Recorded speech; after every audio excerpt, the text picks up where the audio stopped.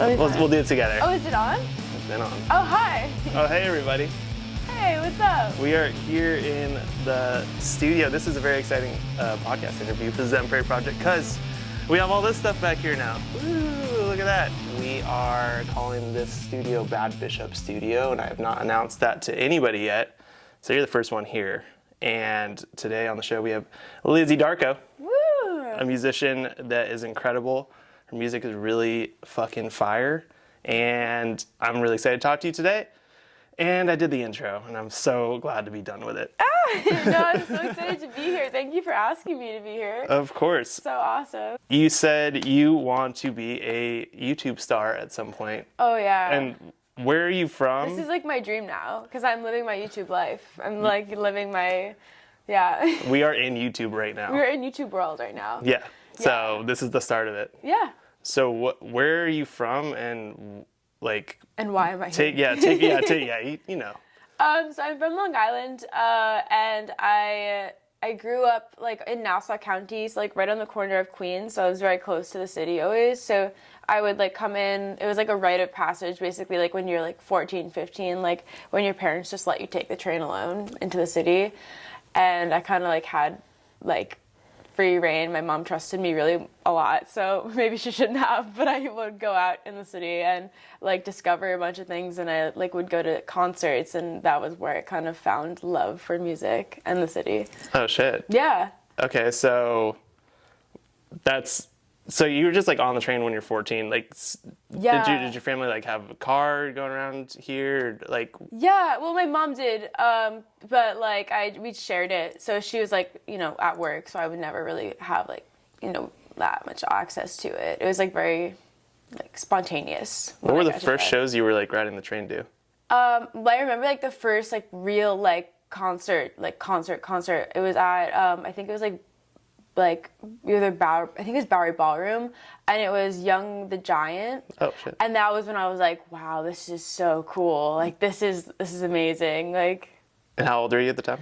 Probably around like 14 or 13, like around that time. Wow. And were you already playing music at this point? Do you have No, not at all. I would take guitar lessons, and I learned the basics of guitar, and then they like asked me like, hey, do you want to learn like, you know, like how to like do solos? And I was like, nah, like I want to like just write songs. Like if I know 4 chords, I'm chill with that. And I like would take guitar lessons from this like really like obscure dude who had played for Harry Chapin. He would just work at this like random music school. He was just like this kind of like cowboy figure. And so like I like couldn't sing at the time, and he would just like try and give me vocal lessons because I didn't want to learn more guitar. And he would be like, you'll get it one day, kid. Like one day it'll hit you. And I was like, all right. And that just like stuck with me in the back of my brain. That's kind of inspirational because I hated taking drum lessons. Yeah. So much. And it's terrible. I always hope my old drum teacher never watches one of these videos. Because I think he just thought I was total trash, and he's like, this kid sucks, he doesn't care. I just didn't care about like the things. How old were you? I was like, I started playing drums when I was 12. Oh wow. Yeah. Okay. And then my buddy Jake, who was at our show we played at Bowery Electric, we started a band like immediately. Cool. And he's but I was just always taking lessons, and my teacher wanted me to learn Latin jazz, which nothing against Latin jazz, I just didn't give a shit. Yeah. I felt that. So, I mean, but I think he in general knew that I liked being in bands and like playing music, because that was always what it was about for me. I never just wanted to like be solo. Yeah. Yeah. Also, solo drummers are like, that's not really. I mean, it could be a thing. Yeah. Absolutely. It just I don't derive any pleasure from that, or like practicing by myself for just like practice sake. Yeah. I feel like music is like, it thrives off of like the collaboration, like, and like that's like why we do it. It's like the solo part of like sitting down and writing can be like really cathartic, but once you bring it to someone else and then they like help bring it to life, like that's like really when shit goes down. So when did you start writing music? I was like really nerdy in high school, and I would like be I was the president of poetry club, and like I didn't really go out unless that's like cool nerdy though. It was nerdy. That's rad. I was very like Emily Dickinson, like Sylvia Plath, like don't talk to me, I'm emo. Okay, this is sick as fuck. It's not nerdy at all. Okay, cool. I'm glad to hear that. Honestly, probably my biggest accomplishment at this point. But yeah, so I was always writing poetry, and then like I knew like basic guitar, and then during the pandemic, I just like started like fucking around and writing some stuff, and I showed my friends, and they were like, "This is like good," and I was like, "Thanks." Like, okay, like, and so. You said around the pandemic? Yeah. Oh, so like not long ago. Yeah, so I just started like writing constantly because I had all this free time, and I was like online school and like graduating, didn't know what I was doing with my life, like, and so I just kept writing, and then eventually like I started playing shows and started recording. What were you going to school for? I went to FIT, and it was like I was very lost. I still am, and I You're like, for the record, still lost, but yeah. I majored in textile design and or like fabric styling under the textile department, very niche, and then photography, and minored in art history. So like all over the place. Damn, that's cool. I mean, so you have that degree, and yeah. So I have some degrees. And we're just talking about getting fired. Wait. I don't want to like. Oh, that's gonna be bleeped out. We edit these. I got fired from a thrift store. Well, they forced me to resign. I like was really bad at being a cashier and really bad with money because I'm terrible at math, and that's probably why I'm really bad at music theory because I just don't understand things like that. It doesn't click. It doesn't click. That is hilarious. So. Okay, we were going back. So you started writing music, pandemic, and people said it was good. And when was your first like sort of collaboration with people? Oh, I've had crazy collaborations. Like it was like because your band is tight. Thanks. They were super tight. It took me like a while to find the right people, and I'm just like in love with like the people that I work with now, and so like I've like found like these. Also, that's like a hard skill, like. To actually get people together and want to do all the same thing. It's like a miracle to me. Like It's a miracle that people want to play songs that I've like written or like want to work on songs. Well, they're great songs. Thank you. But it's just like it like still shocks me. Like I'm just like what? But when did that happen? Yeah, when did that start happening? Like when did the collaboration part start happening? I would like pretty recently. I pretty recently like put together like a band that I feel like we're all solid. We all get along. We all fucking like love playing together. Yeah. So it kind of has come to fruition. When was your first? When was your like very first show, even without a band? Oh, it was a mess. It was like a hot mess. It was like I feel like everyone has that moment. Oh yeah. But it was at the cutting room, and that was like a while ago, but it was a hot mess, just because I drank a little bit too much tequila because I was really nervous, and so I was being really silly, but I was jumping around a lot and rolling around on the stage, and that kind of stuck with me, and now I do that a lot still. I have two things to say about that. First, that's really sick, and like I've got a little too drunk before. I played at my friend's birthday party, and this was in LA, and I didn't realize, but there was a lot of like really high profile musician type like label people there because his mom was connected in that sort of way. And when I found that out, I freaked out and I was like, okay, I'm just gonna get really drunk. I like fell off my drum chair. Oh no. At my friend's birthday. Oh, I've done that too. Oh my God. I was playing like a last minute like set, completely last minute. I forgot where it was. And it was just like hours before. My friend was like, hey, can you just bring your guitar and just do something? So I showed up. I wasn't even drunk at all. Like I just like showed up like immediately, just jumped on stage. And I, like at my last song, my foot had fallen asleep because I was like sitting like this the whole night. And I just flop on the floor with my guitar, and the guitar that I love too. And I was like, this is the most embarrassing but the funniest thing I've probably like done in a while. Yeah, I was Lizzie Dark0, everybody. Like, that's amazing. Yeah. And where was that? This was, I don't even remember. That's fine. Yeah. How many shows have you played, do you think? I don't know.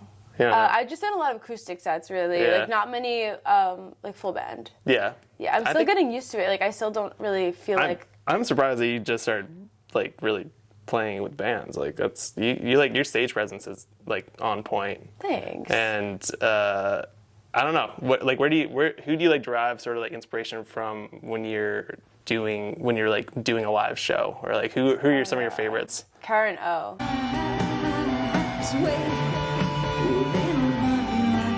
Karen O. Oh, yeah. Oh yeah. Like I'm a big Yeah Yeah Yeahs fan. Like who else? I really love like Mia from Pom Pom Squad.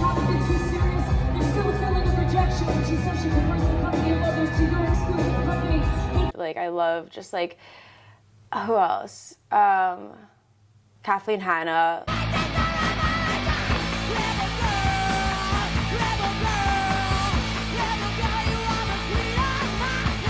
Like just like the classics too, like, and also like the like newer like generation of like punk and pop and yeah. Yeah, who do you think are your top 5 inspirations in general? Artists that you like, enjoy listening to?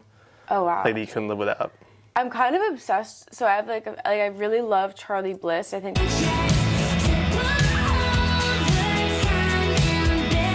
they're such a cool. I think they're from Brooklyn. They're like such a cool band. I saw them at Market Hotel recently, and like just like Eva's like stage presence, like constantly jumping around, like playing guitar, doing it all, like doing the most, and like it's just so inspiring to me. It's really cool, and just like I love their music. Like the way they blend grunge and pop is something that like I really aspire to do, and I think I'm finally like catching on to that with my newer stuff. So I'm, we're getting there. You're getting there. Yeah. Who else? Who else, like major inspirations? Yeah, like just people that you listen to the most. Pavement. Oh.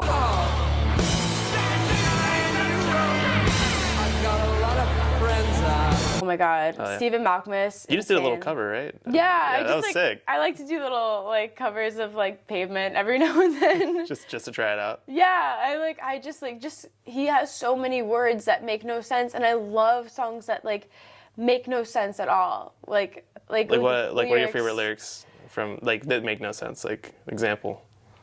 Or like lyrics that are just kind of out of pocket, Yeah. that just throw you through a loop. Like it could be like something like very simple, like I love you. But then there's like this one like Charlie Bliss line that comes to like mind, and it's like, I can't come and I can't lie, I can't stop making myself cry, and I'm just like, that is like the best line I've heard in a while. So damn, that hurts. It's like wild. It's like it hits you in a weird way. You're like, huh, yeah. Not so blissful, Charlie.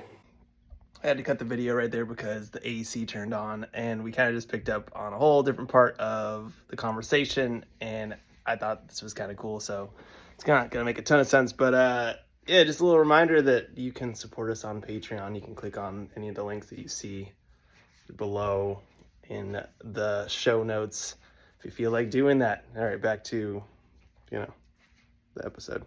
Like I said, it's mostly just to fucking hang out with people. That's kind of why I do music, is like just to hang out with people, and I'm just like, I just want to hang out, make friends and like chill and collaborate on art. Yeah, exactly. It's like I can take it as far as I want, and I get really incredible interviews with people. I get to talk and learn some cool stuff. But at the end of the day, it's like I could advertise like crazy, or I could just keep on doing this and give people. It's for the artists. Like the whole point of the podcast is like so they can have something they can show their fans. Yeah, but it's also for you too. Like Yeah. you get to. I mean, I think it's like a good exchange of energy. It's like something positive, Like you're getting something out of this, I'm getting something out of this. We're like sitting here having a conversation that we probably like wouldn't have had before. So it's just like cool to get to know each other, Absolutely, and it's really cool. People are like, what'd you do today? It's like, oh, I just like interviewed this artist earlier this morning, and yeah, it just feels cool. And they're like, oh, what'd you talk about? It's like, the last podcast I did was super interesting because he's in Sweden and he got kicked out of his recording studio because he basically Russia. Like it's in a bomb shelter and they need all their bomb shelters now. Oh fuck. I was just like, whoa. I mean, shit that you just like wouldn't learn about like the whole world of music other than getting to actually like talk to people. Yeah.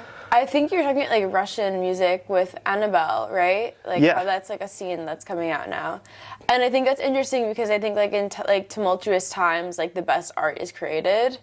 So Oh, we got plenty of that right now. It's Oh, like yeah. every direction you look right now. I don't know.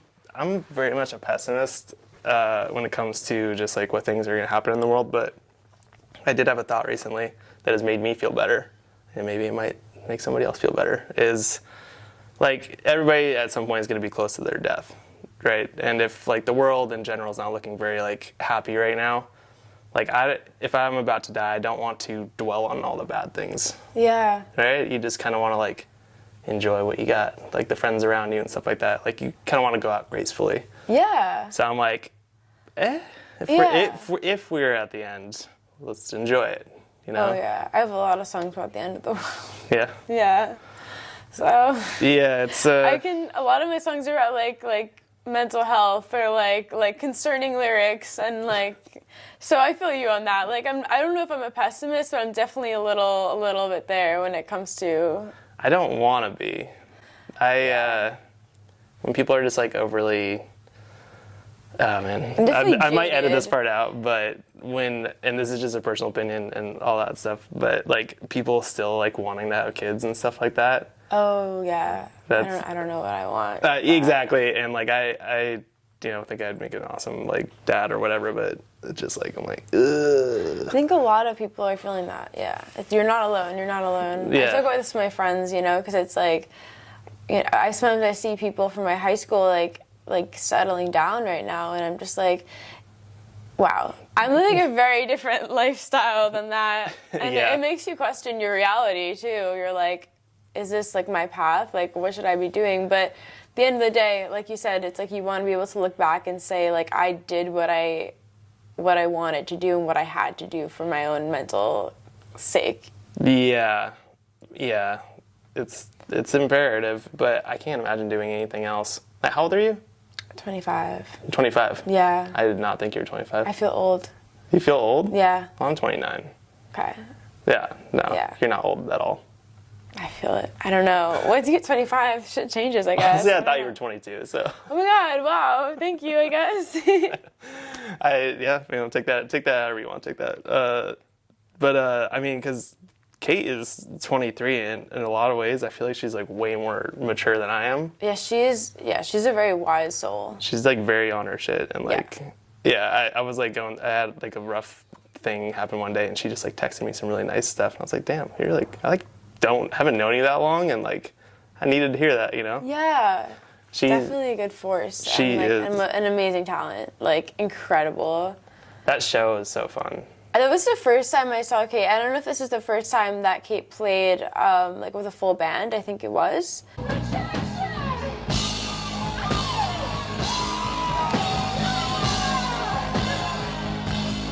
Yeah. Right? Yeah.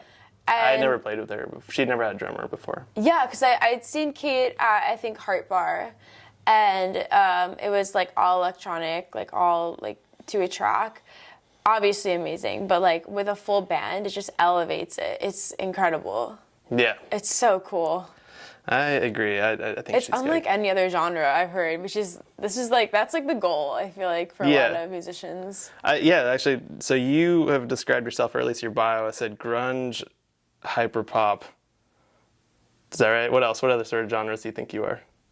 I That's feel a very like the hard best thing way to to do. call it is like bubble-grunge, which I don't know if that's a cringy That's term so to sick. use.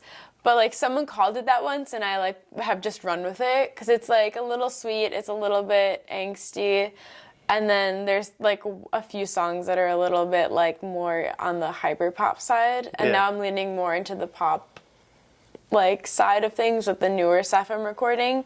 So So I think this era, because of the internet, and it's been around for now a while, like people are just like loving this intersection, and I feel like people in general are okay with kind of being nerds and nerding out on different genres of music that were kind of seen as cringy before. Like new metal is coming back, yeah, which is crazy. I never thought I'd hear that. yeah.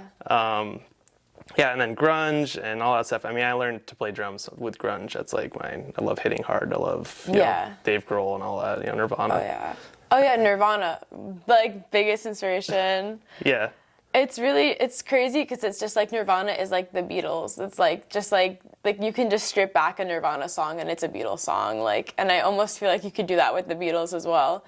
It's just so like pop, like melodically, like it's really cool. And I know Kurt was really inspired by the Beatles as well. And you can really hear it if you listen, you know?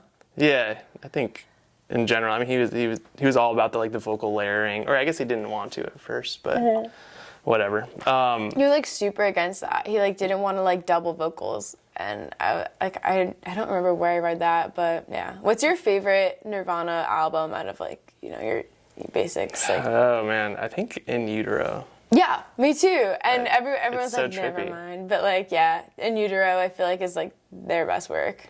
I think wasn't that the last album before he died? Yeah. Yeah, I think he was starting to go in a weird direction. Yeah. Which I thought like, was awesome. Yeah. I mean, Nevermind is pretty fun to listen to, though. So iconic, yeah. Yeah. When did you sort of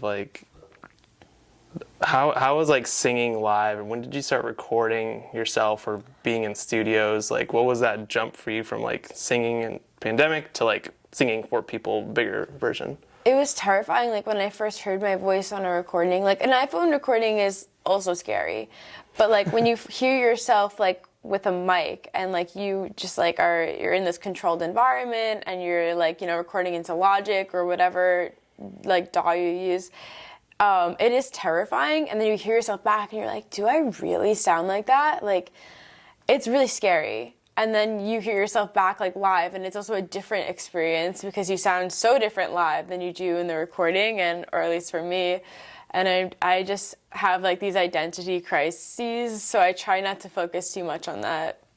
I like how you said identity crises. You're multiple, there's different, they're sectioned out. I try not to listen to that. I try to focus on just the songwriting part, because for me that's I feel my strongest suit and the stuff that I'm so most passionate about. How does your workflow go with writing songs? Do you just get inspired one day, or is it something you practice regularly? It's a little bit of both. Sometimes I can go a while without writing a song, but I'll be writing a lot of lyrics, and my notes app is crazy, like many people's. I'm sure, but and I'll just keep on spewing things about feelings I have, and most of them don't ever see the light of day, but every once in a while I'll pick on a lyric and I'll be like, this is fun, I'm gonna continue this one, or a few lyrics, and I'll be it usually starts with lyrics and then the melody comes through just the beat of that. That I've heard a lot of people kind of go the opposite direction. Usually it's a riff and then people will go for the lyrics, but you're not. Well, I don't consider myself a guitarist or an instrumentalist at all. So I think I my strongest suit would be the beat, of the right. I don't know what the right word is, but the just the lyricism and the way that it flows off your mouth and your tongue, you know. Gotcha. That's the poetry nerd in you. Yeah, that's the poetry nerd. Exactly. That's cool, and so that cadence and that idea is kind of where you go with your songs. How do you think of because your songs, as you were mentioning earlier, the production on them is all completely different. Not completely. There's a through line, but you can tell you're this is the super ethereal one. This is kind of the punk one. This is kind of the more to the pop one. How do you conceptualize at what point in the songwriting does that concept come into fruition? It just happens. I'm whoever's willing to work with me, I'm just let's just record. And a lot of everything I was the stuff that I was doing with my first EP, Manic Pixie Dream, everything was live drums, and that is so expensive to record because it's unless you have someone who has a basement with an incredible recording studio, which is not really a thing. You really have to pay an engineer. You have to go into a studio. Yep. I started getting really comfortable with the idea of electronic drums recently, and I really like the idea of mixing DIY and electronic stuff because it's just the world we live in at this point. Yeah. And it's also the cheapest option for me. It's absolutely it's where we're at. I mean, as a drummer who I used to exclusively make money off of drumming, but I always felt I was squeezing artists for money they don't have. Yeah. And that's why I don't charge for drumming anymore. I mean, Oh, that's so nice. the That's idea- very nice of you. well, I mean, for people that, you know, like Kate is such a sweet person. But the idea with this studio is to make it a like recording studio. Yeah. And like actually. It looks amazing. Yeah. So far, none of this stuff works, but I mean, it works, but I just haven't plugged it in. But we're getting it all set up, and then just gonna start doing drums down here. Neighbors be damned. Oh yeah. Yeah, that's fine. Yeah. Luckily, I live in an apartment with another like musician, songwriter. We actually have Lily Arminda. We have a song coming out on August 11th, which is like the first like announcement, kind of. So it's super exciting. And it's like it's a little breakup song. So it's very different than the other stuff. It's the first breakup song I think I've written ever, and it's really it's sad. But yeah, it's like very like personal and sad, and I don't know where I was going with that. Well, what? So this was a collaboration. Yeah. Right. So your first collaboration. Oh yeah, yeah. I was gonna say, luckily I live with another musician, and I also I touched. Okay. Luckily I live with another musician, and I also live with someone who works in music, like does PR, and so we kind of like, and our walls are very thick, so we can like be able to like play at like 12 in the morning, and like we haven't complained about it yet to each other, so we can just like kind of spew ideas out whenever we feel like, and I feel like that's very rare in a New York City apartment to be able to play loudly or even at all. Really like express yourself and like make it happen. Yeah. Yeah, because I write in the middle of the night mostly. Yeah. Do you just like, what's your process? You like just come home from something and you just. Yeah, just like, yeah. I'll just come home from like a crazy experience and be like, I gotta get this out right now. Yeah. How do you like the New York scene that you're kind of like living with right now? How do you like the people around here? It's like a love-hate. Like, I love everyone, but also it's so small that you will run into everyone that you know in just one single night. And maybe people that you don't want to run into, or like you're just like how did this happen? You know, it just feels like it's very small. It's very small. Yeah, which is crazy because it's good and bad, you know? Yeah. It's such a massive amount of people, but you do end up running into the same people. I know, yeah. And which is cool, like you can like build relationships off that and like collaborate through that. Yeah. So I think works. that lends itself to the New York mentality of like, if I don't care about you or need to talk to you, I don't have to. Yeah. So, if there's like an ex there, you're like, whatever, they're over there, I'm fine. Like. Yeah, and I think everyone's pretty chill about that, you know? Yeah. Because it's just like, you can be at a show with like people that you know, or like old friends or something that you maybe had a falling out with or something, and it's just like everyone's kind of just like, we're all struggling, we're all trying to make art, like we all understand it. All doing our best. No one's gonna start a fight, I don't think. Yeah. You know, like we're all chill. Yeah. What is your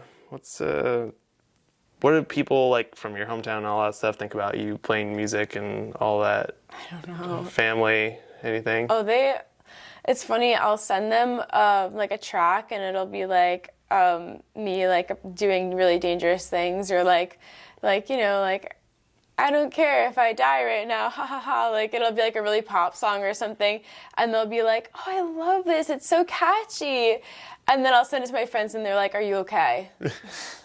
Because I guess my family doesn't really listen to lyrics, but they're supportive of it. They're all like into like completely different worlds. They're like into like the more mathy stuff, like teachers and I definitely am. I thought you meant like math rock, like prog rock. Oh no, they're definitely not like artists or like in any way like capacity. Yeah. So it's very like maybe like odd for them that I am entering that world. Yeah. Yeah. I mean, you were always kind of like artsy though. Yeah, I thought I was gonna be like a graphic designer, like illustrator for a long time, because I was really into that when I was younger. Do you do all your graphics and stuff like that for? No, because I almost find it hard to adapt like the visual to the the song itself, like that, like the audio. Like I kind of want someone else to interpret it, because it's like I lose perspective at some point once I've like heard the song so many times. It's stuck in my brain. I want someone else to just like hear it and then see what they think about it. Yeah. Huh. I like that. I mean, it makes sense because I don't know, and especially the way you kind of like create music and you collaborate with people, you like to have somebody else just interpret it and like take the production where it goes. Yeah, but I do really like creating a world, like world building, and like having the direction in the sense of like, this is the person I really want to work with because I think they get this idea that I really want to convey, you know? Yeah. So I do really enjoy that, like having a mixture of both. That's kind of what I'm very excited about. I'm doing a band with Jake, who I was talking about, and we're calling it Dirtbag Ivy. And we've been just writing an insane amount of lyrics, and neither of us are like songwriters. We've always just played in people's bands. Yeah. But the idea of like we can make like these characters to fit into, because it's like if we're just us, like the guys who play in other people's bands, it's not going to be like that fun to watch. Yeah. But I love the idea of world building. You have an incredible music video out. Virgin Suicide? Yeah. Oh my god, my friend. What was the process of that? We just were like, well, my friend Selena is just like this amazing editor, and she moved to London, unfortunately, so I don't get to see her often, but she's just amazing video editor, just like had like, once again, like had the vision that I like was going for, and we just ran with it and like animated it, edited it, like we just ran around Bushwick like for a day and just shot a bunch of different scenes. Yeah. Purgatory. Yeah, we're at Purgatory. I love it. We just walked into Purgatory, and we're like, because we wanted to go into the Red Room. They all have like different themed rooms, and we had this like vision, or she basically specifically had this vision, and we asked them like, can we do like a shoot up like in your like venue area? And they're like, yeah, why not? So we kind of just ran with it. They're really nice people over there. Yeah. That's like where I go after work if I just need to like chill out. It's like I don't know, very welcoming, the most welcoming probably place. Yeah. Also, sorry, my stomach growled. I like did not eat breakfast. I always forget breakfast. I always forget meals. Yeah, I haven't eaten today either. I know. I feel like that's the struggle of like running around constantly in the city. You just forget to eat, and then you're like, fuck, what do I do now? Then you're starving by the end of the night. You're like, I wonder why. Yeah, and then you're like, 12 beers should do it, and then yeah, and then the cycle continues. Yeah. The music video looks incredible. Like, I guess the editing is really like what it comes down to, but like the whole vision of it, I don't know. Your music like plays into itself. Like Lizzie Dark0, like as a songwriter, it works into the visuals work into it. Just like it's a very cohesive package, and it's like, and I'm a big sucker for like good branding. Yeah. You probably don't like to hear that word for that sort of thing, but what do you think about just like the overall look of things when you're looking at a band? I love the world building aspect, which is like why like I always looked up to like Taylor Swift, because she just was able to create this whole world, and like she like was the like one of the reasons I wanted to learn to play guitar like in the first place was because I like grew up on like her like first few albums. What your favorite? What do you think your favorite album is? This one's really hard because it changes, but I think Folklore, which is like crazy because it's very opposite of what I make, but that one hits really hard because I've been listening to a lot of like more like sad. I always have like sad girl indie stuff like Folklore, like Lana Del Rey, always grew up on that, like, yeah. Yeah, I love Lana Del Rey. Yeah, oh my god. I saw her, I had never heard of her before, and I saw her at Coachella. Oh wow. I ended up in like a front row with somebody who I was with, and it blew me away. I was sobbing at her. She played a concert in like Jones Beach, and it was her like first night of her Norman fucking Rockwell tour. And she was like on the floor crying to like Pretty When I Cry, and I was sobbing. I was like a baby at that. I was like just like, yeah. It was really crazy. I mean, it was like I saw her in powerful. 2012, and like I said, I ended up in that front, and I saw people like going like hysterical. My stomach keeps growling. Yes. And people were going like hysterical for her, and like I was just like, this is like a whole movement or whatever. Yeah. She's also amazing at that world building. Like I think that's what plays like such a big, powerful. It makes it so much more fun. Yeah. It's hard to be like, because I feel like with the project that I'm starting, in general, people aren't going to come to the shows if they're like, if we're like, hey, check out our music, hope you like it. It's like, no, check out this like world we built. Yeah. You know? Check out or like this is like a performance, you know? Yeah. Which is like something I feel like Annabelle, Asher, and like Kate, amazing at doing that. Yeah. So. Yeah. And Noah's. Oh my God, Noah as well. Yeah. Like that when we did that, the Bowery Electric show all together, I think it was funny because we all had very different styles, but it was so cohesive in the sense that I think we all like had different like ways of like different perspectives on performing, and it worked really well in that sense. I thought it was, that was such a fun show, and that was my first one in New York City, so. Oh, congrats. Yeah. I know you just moved here, so. Yeah, we have 3 shows in September that we're doing, which is all weird that's in September. But 3 too, that's a lot. That's a lot of energy. That's a lot of energy, and but I don't know, stoked. Let me know when, I'll be there. Oh yeah, when's your next show? I don't know. I might play like an acoustic set at some point at like a house party, but other than that, I don't know when like the next full band will be. Shit, that bummed me out. Well, we'll see. We'll find out. I'm sure something will pop in. Yeah. Well, especially because you're releasing more stuff soon, and Oh yeah. yeah. What are you working on? Like, so I know you're releasing a song August 11th. What is that called again? It's called Dull Ache, and it's kind of about like that dull, like almost like knife feeling in your stomach when you go through the breakup of a relationship, but it's kind of like still lingering in there for you, and you just have all these memories and like almost broken promises of like, you know, like, oh yeah, like I was like, oh, like I just want to say bye to your parents, like they've always been so kind to me. It's like you'll see them again, you know, you don't. And so it's like that heartbreak of losing like those memories, and like they live inside your head, and it's that's the way to describe it. Whoa, wow! And so you collaborated on this song, and what else you got going in the works? You just writing more, recording more? Yeah, writing and recording. I really want to focus on that for like the next like few weeks / months. You know? Yeah. Where have you recorded in the past? Like, how did you? Like what studios? Basements and like my room, like the really? past few like punk rock singles that sound really super DIY. They are DIY because they're in my room, and like, yeah. They sound really good.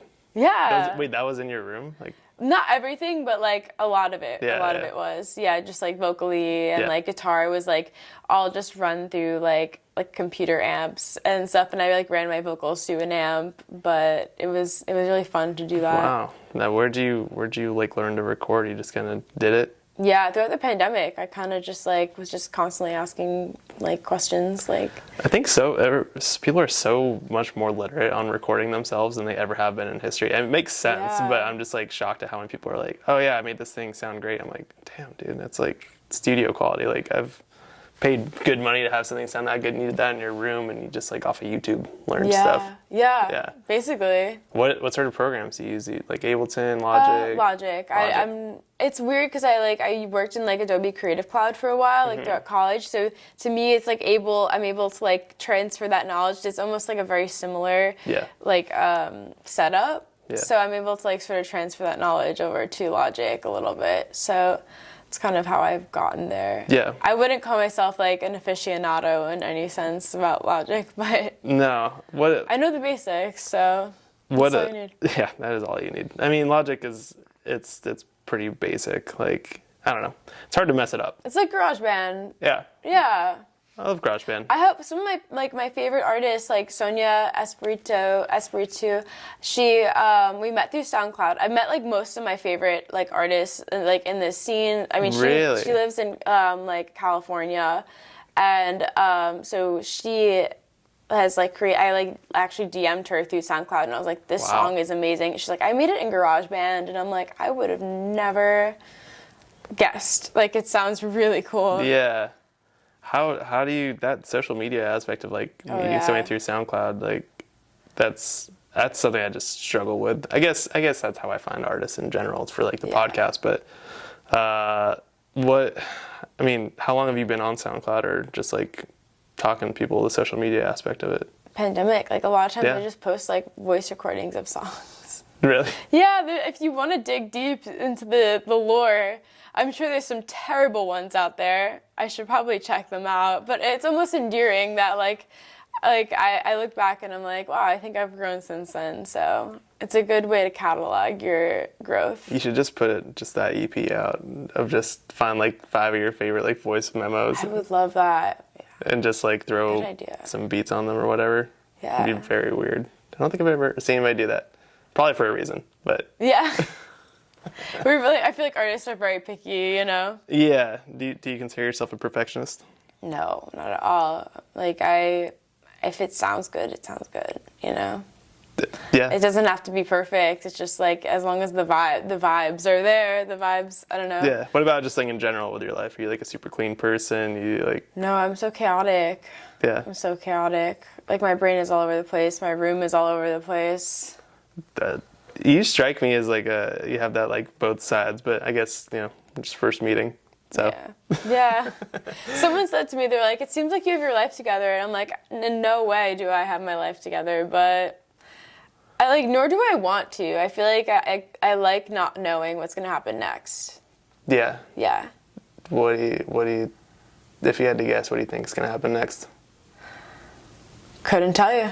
No, you don't care? Not that I don't care. I want to see where the world takes me. Yeah. Yeah. Yeah, I think like I moved here, I didn't want to put a box around like what I was supposed to do out here. Yeah. I didn't really care if I ended up in a band. I didn't care if I like ended up doing a certain job or whatever, but it's been working out. I think it's when you start like constraining yourself and you're like, well, I have to do this. Everything gets way less fun. Yeah, exactly. It's like why they say like sometimes like don't turn your hobbies into a job, because then it turns into like actual real work and you end up hating it.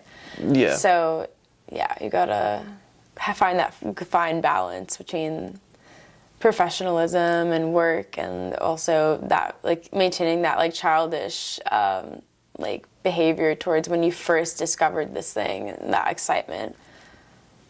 Yeah. What do you think you distract yourself with the most? Distractions. I think music is like, okay, music and like watching Ancient Aliens. Those are really good distractions for me, and like I like the whole like aliens are real. It's like, yeah, we knew that. Like, yeah. Did you see that thing that? Yeah, the Congress thing. Yeah, I'm whatever. like, yeah, like this is not a surprise. I don't know how many things are gonna come out where they're like, yeah, there are aliens, but we haven't like said it. Oh yeah, I wonder how many like weird tests they've done on like humans and aliens, and I've asked people that like at parties, and they've just been like, what are you talking about?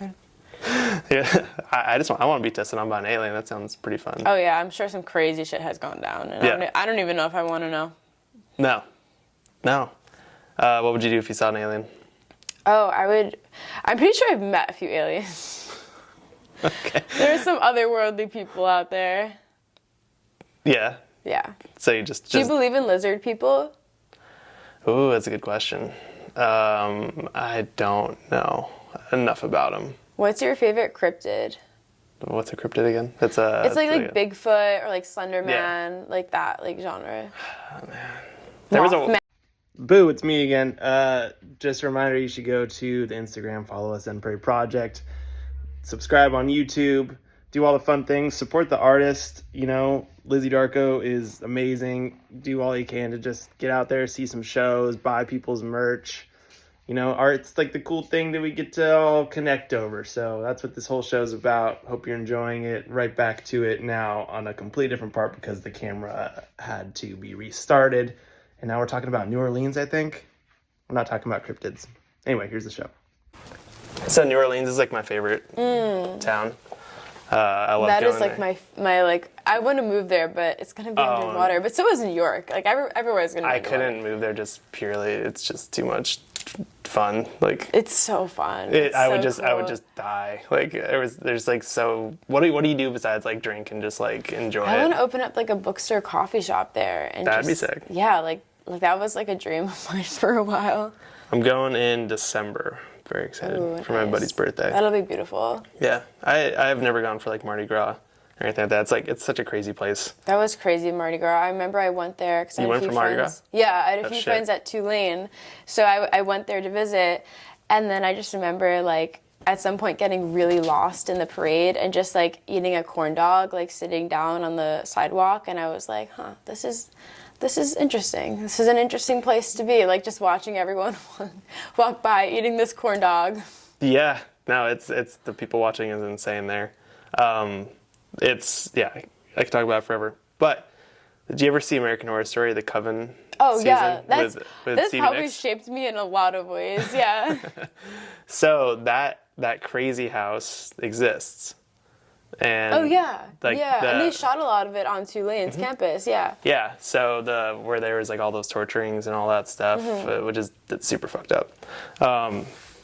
My dad has a picture on his little point and shoot. This was like kind of before iPhones were good enough to like take good pictures. And he has a picture, he has another one, and there's a purple orb in one of them. It's like in front, it's that building, but it's like in front of the window that was cemented off because the girl fell out of it. And, Ooh, yeah. and purple orb, and then in the next picture you can see it like going this way, and it's like super purple. It's like, it's wild. That's interesting. I think we got back to the hotel that night, and he's like, what the fuck? He was just going through the pictures, and they're just like shitty dad pictures, but Yeah. that one was like so wild to see. And That's crazy. so yeah, ever since then, I think like that's my paranormal supernatural bullshit. That's happened to me a few times with orbs. What Like, do you think? well, like I feel like orbs are like the most like I've experienced supernaturally, but like my dad passed away when I was 8, and so like we every time we would like talk about him or something, we'd take like like a shitty camera photo or something, and we'd just be talking on like a Christmas day or something, and then we just see orbs, and it's kind of like a reminder, like even if it's real or not, like it's still a reminder like of that person. So it's like. That wasn't like a spooky experience. It was just like, whoa, this is cool. Yeah, I mean, your perception is your reality. That's, Yeah. if you see something out of the corner of the eye, you saw something out of the corner of your eye. That's Yeah. like, and nobody can really take that away from you and whatever that means. Yeah. Out of my little basement window over here, I see fireflies. That took me, I don't know why I had to think about Butterflies, yeah. that. Fireflies, the little lantern bugs. Wait, are they the evil ones? No, these are just the bugs. You know the ones that are red? Oh, I've heard about They're those. evil. Apparently, yeah, they look cool, but you're No, supposed they're to kill scary. Yeah, you're supposed to kill them. They're like parasites, not parasites, but like they're like just like them. They're eating they're eating all the bads. They're eating all the good stuff. They're eating all the good stuff. And there's tons outside of my apartment, and I'm just freaked out like all the time. They're all over the place. They're everywhere. Like, and also, have you just tried to step on one? Like, Oh, I don't want to know. they fly. They know. don't fly, but they're like doof, like instant out. They're like out. They just hop out. Yeah. They're just gone. Which makes sense why they're so hard to kill. But anyway, let's see. Oh, there's fireflies outside my window, which I don't have that in California. Yeah. They don't exist there. That's interesting. Yeah. I haven't seen a firefly in so long. I'm kind of jealous. Really? Yeah. Oh, I went to Central Park the other day Oh, at night. nice. It was there everywhere. That's so sweet. I should go to Central Park. I haven't been there in a while. I go there a lot. I'm still new here, so. How long have Yeah. you been in New York again? New York City? Oh, I was living in Astoria for a while. I like dormed at FIT, so I like had that whole like experience there in Manhattan, and then I like lived in Astoria, kind of like pandemic-y, and then I moved to Bushwick like a year ago. Hell yeah. I Yeah, think Bushwick's the shit. I'm very glad I ended up here. yeah, it's amazing. Yeah. Yeah. So I have a couple more questions for you, and then I'll let you go do whatever you're going to do today. Cool. One is, what do you do when you think that maybe you're just like not good enough to do anything in life? Doesn't have to count for music, just Oh, I get that all the time. Yeah. I get like imposter syndrome Yeah, what- all the time. what do you do about it? I like call my friends. I'm really lucky to have a good group of friends we're all there for each other and we all like support each other in a way that like I've never really had before, because like I was always very shy in high school, even throughout college, and like so now I just feel like opening up and coming out of your shell is just so beneficial in so many ways, and so having friends that are there for you. And they like validate your experiences and like that they're like, yes, you are good, like don't worry about it, like, good mentally, you know, physically, like you're good, you got this, you know, basically. Wow. I think that's the way to go too. It's like I've had some weird rough stuff happen the last year, and just being able to call some friends is like so important. And it's kind of crazy how many people don't really have friends that they can call. Yeah. And I feel bad about that. Or there's like a lot of like superficial, you know, relationships or like acquaintances, but like when you meet people that you really can just call in like a crisis, that's such a good friendship there. Yeah. I totally agree, and like you can't take those people for granted, because it's a rough life out there, you know. It's like it's better with other people, because that's like, what else are we doing on this planet other than just like kind of commingle and do stuff with other humans, you know? That's why we do music, you know. That's why I like, being in the arts in general, or at least trying to, is because it's like the only thing that doesn't hurt people. It's like kind of like it's meant to generally bring people together. Even if you're like kind of saying fuck you to like something in your lyrics or whatever like that, it's still about generally feeling good with the masses. Last question, what is your idea of success? That's so hard. I think just feeling content with yourself, and the idea of being happy is such a like vague term, but like that idea of like feeling like, okay, I can look back on my life, kind of like circling back to what we were saying, like, you know, I can look back on my life and feel like I did what I needed to do for myself, and I don't regret it. I don't regret my past decision. I mean, of course, we make stupid decisions all the time, but like overall, like for me, like success is just like knowing that I did what I had to do. Yeah, and being okay with what's happened and what's happening. Yeah, coming to terms with a lot of things like that and feeling peaceful with that. How far along in that process do you think you are? I don't know if I'll ever fully be there. It's like always like constant work to get there. Yeah. Well, it's a maintenance thing, you know? Yeah, of course. Therapy. Yeah. Big advocate. Yeah, after everybody should have therapy.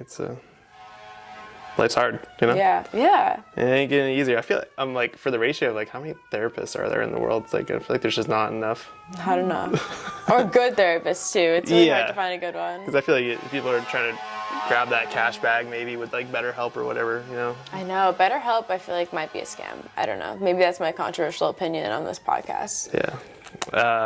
Well, this podcast is sponsored by BetterHelp. Yes. I appreciate your continued support. Just kidding. Yeah. What other what things you want to tell fans, people listening? Well, I mean, you should definitely stream Dull Ache when it comes out August 11th. And where do they find you online? Oh, you can find me on Spotify. You can find me SoundCloud if you want to find the real weird deep cuts. You can find me on Apple Music. All of the streaming services. And also on my Instagram, Lizzie Dark0. Dark0 with a 0. Dark0. Yeah. All right. Cool. Thanks. Thank you for having me. Yeah, this was so much fun. I am glad you came. This is great. Yeah. All right, turn this shit off. Hey, thanks for watching. Make sure to go follow Lizzie Dark0 wherever you can. Go listen to her music. It's really, really good. And if you feel like supporting the show, we have the Patreon in the show notes wherever you're listening or watching. Like, subscribe, do all that fun stuff. And I'm going to be taking this show to the next level. Like, I really enjoyed doing these podcasts, and I'm opening this recording studio. And I just want to support artists in any way I can. So reach out, let's hang out, let's talk. Let's get your music going if you're an artist, or, just shoot the shit. Yeah, I appreciate you, and have a great day. Go listen to more episodes of the Zen Perry Project wherever you get your podcasts. Okay, bye.